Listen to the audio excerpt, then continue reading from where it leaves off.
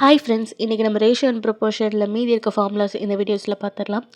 So first formula என்னதுன்னா மீன் proportion. So மீன் ப்ரொபோர்ஷனோட formula என்னதுன்னா square root of ஏபின்னு use பண்ணுவோம், இல்லை கியூப் ரூட் ஆஃப் ஏபிசின்னு யூஸ் பண்ணுவோம். அது கொடுத்துருக்க ரேஷியோ எத்தனை ரேஷியோ கொடுத்துருக்காங்களோ அதை பொறுத்து தான் இருக்குது. சப்போஸ் A:B 2 இது கொடுத்துருந்தாங்கன்னா நம்ம ஸ்கொயர் ரூட் ஆஃப் ஏபின்னு யூஸ் பண்ணுவோம், இல்லை 3 இது கொடுத்துருந்தாங்க கியூப் ரூட் ஆஃப் ஏபிசின்னு யூஸ் பண்ணுவோம். ஸோ இதெல்லாம் நான் சம் வரப்போ நான் சொல்கிறேன். இப்போதைக்கு நம்ம ஃபார்முலாஸ் மட்டும் பார்க்கலாம். ஸோ செகண்டாக இருக்க ஃபார்முலா என்னதுன்னா தேர்ட் ப்ரொபோர்ஷனோட ஃபார்முலா என்னதுன்னா பி ஸ்கொயர் பை ஏ. அதாவது தேர்டாக இருக்கிற ஒரு ரேஷியோவை கண்டுபிடிக்கணும்னா b square by a use பண்ணுவோம். ஃபோர்த்து ப்ரொபோர்ஷனோட ஃபார்முலா என்னதுன்னா b c divided by a.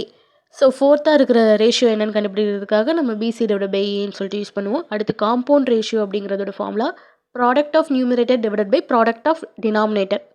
So எத்தனை ரேஷியோ கொடுத்துருக்காங்களோ அந்த நியூமரேட்டரோட product divided by denominator product போட்டால் காம்பவுண்ட் ரேஷியோ கண்டுபிடிச்சிடலாம். தேங்க்யூ.